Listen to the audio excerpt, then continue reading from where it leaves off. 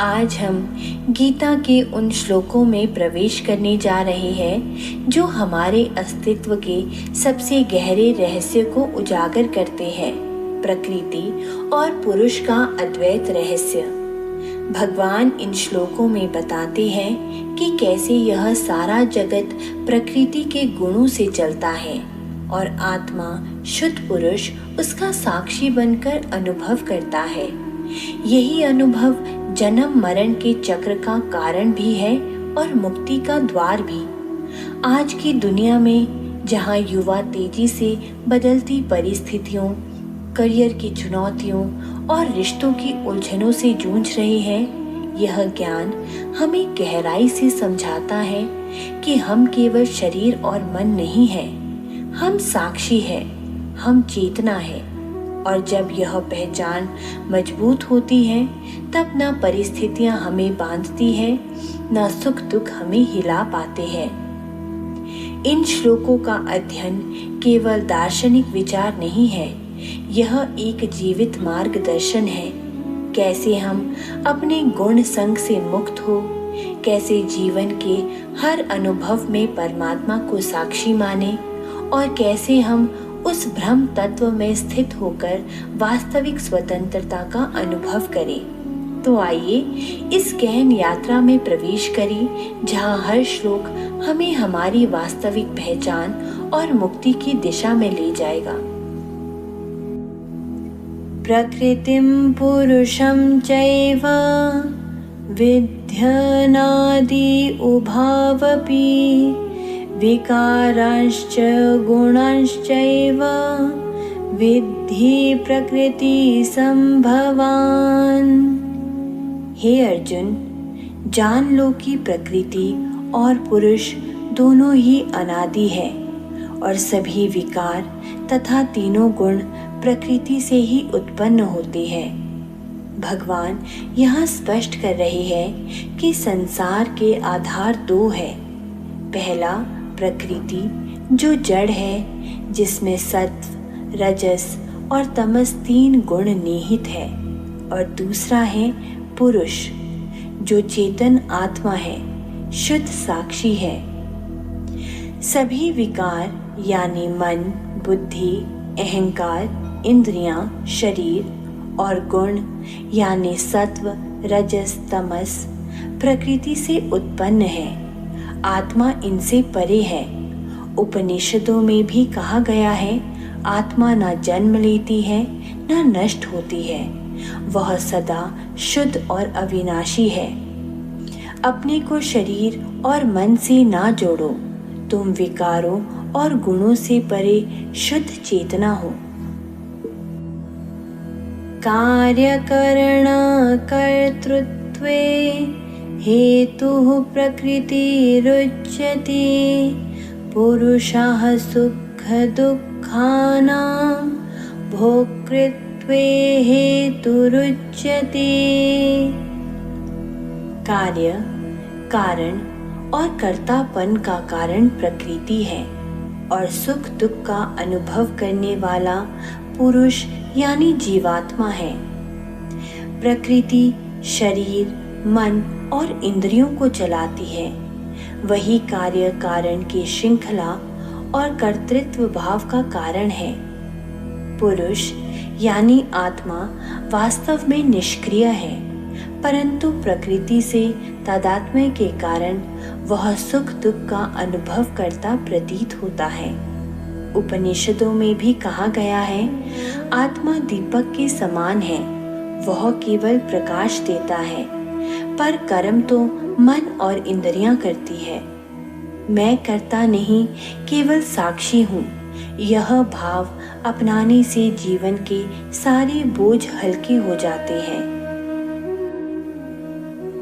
पुरुषः प्रकृतिस्थो हि भुङ्क्ते प्रकृतिजान् गुणान् कारणं गुणसङ्गस्य सदसद्यो निजन्मसु। प्रकृति में स्थित पुरुष प्रकृति के गुणों का अनुभव करता है और गुणों का संग ही उसके शुभ और अशुभ जन्मों का कारण बनता है। जब आत्मा देह मन को अपना मान लेता है तो वह सत्व, रजस और तमस इन गुणों का भोग करता है। जिस गुण में आसक्ति होती है उसी के अनुसार आगे जन्म होता है।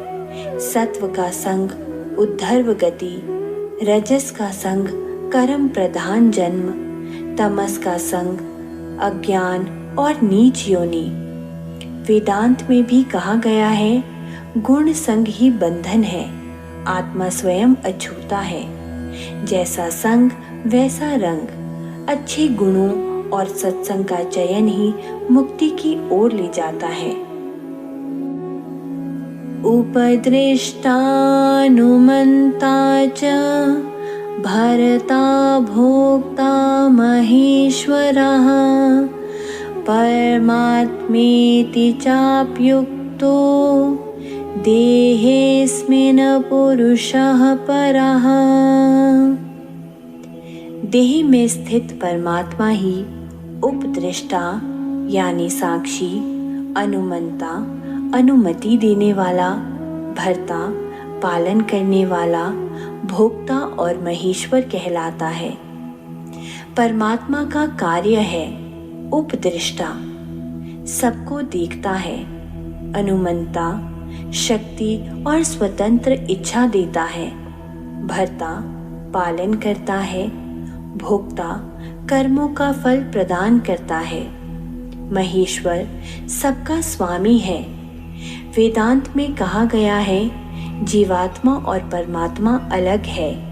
जीव अनुभव करता है, परमात्मा सबका नियंता और साक्षी है। हर कर्म करते समय याद रखो, परमात्मा साक्षी है। यह स्मरण जीवन को शुद्ध और सजग बनाता है। य एवं वेति पुरुषं प्रकृतिं च गुणैः सह सर्वथा वर्तमानोऽपि न स भूयोऽभिजायते। जो पुरुष और प्रकृति को गुणों सहित सही प्रकार से जान लेता है, वह चाहे किसी भी दिशा में रहे, फिर जन्म मरण में नहीं पड़ता। आत्मा शुद्ध साक्षी है, प्रकृति केवल गुणों का खेल है। जब यह विवेक स्थायी हो जाता है तो जन्म मरण का चक्र समाप्त हो जाता है। उपनिषदों में भी कहा गया है, विद्या अमृतम अश्नुते, अर्थात सच्चा ज्ञान अमरत्व देता है। आत्मज्ञान ही असली स्वतंत्रता है। स्वयं को जान लो, फिर कोई बंधन शेष नहीं रहेगा। ध्यानेनात्मनि पश्यन्ति केचिदात्मानमात्मना अन्ये सांख्येन योगेन कर्मयोगेन चापरे। कुछ साधक ध्यान के द्वारा आत्मा को आत्मा में देखते हैं, कुछ सांख्य योग यानी ज्ञान मार्ग से, और कुछ अन्य कर्म योग के द्वारा परमात्मा को प्राप्त करते हैं। यहाँ भगवान बताते हैं कि आत्म साक्षात्कार के मार्ग अनेक है। ध्यान मार्ग मन को स्थिर कर आत्मा का प्रत्यक्ष अनुभव, सांख्य ज्ञान योग विवेक और तर्क से आत्मा और प्रकृति के भेद को समझना, कर्म योग निस्वार्थ कर्म द्वारा मन और चित्त की शुद्धि कर आत्मा को देखना। सबका लक्ष्य एक ही है, आत्मज्ञान। उपनिषदों में भी कहा गया है, मार्ग चाहे अलग हो पर सब नदियां अंत में समुद्र में ही मिलती है।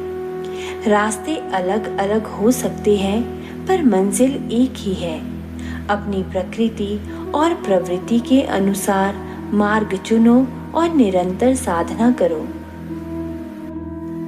अध्याय 13 के इन श्लोकों 19 से 24 ने हमें एक महान सत्य से परिचित कराया कि प्रकृति और पुरुष का संग ही संसार है।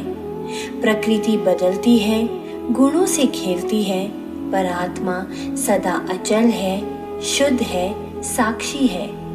जो इस विवेक को समझ लेता है वह चाहे कैसा भी जीवन जी रहा हो, जन्म मरण के चक्र से मुक्त हो जाता है। यही गीता का आश्वासन है कि ज्ञान से ही स्वतंत्रता है और दृष्टि बदलते ही पूरा जीवन बदल जाता है। आज के व्यस्त जीवन में जब हम तनाव, प्रतिस्पर्धा और मोह माया में उलझ जाते हैं, तब इन श्लोकों की पुकार हमें याद दिलाती है कि तुम कर्म करो पर कर्ता मत बनो। गुणों का संग तुम्हें बांधता है तो साधना से उनका अतिक्रमण करो और हर हृदय में परमात्मा को साक्षी मानकर जियो। यदि हम इस दृष्टि को जीवन में उतार ले तो न केवल हमारा मन हल्का होगा, बल्कि हम अपने भीतर से असीम शांति, शक्ति और प्रेम का अनुभव करेंगे। यही गीता का वचन है, यही जीवन का परम संदेश है।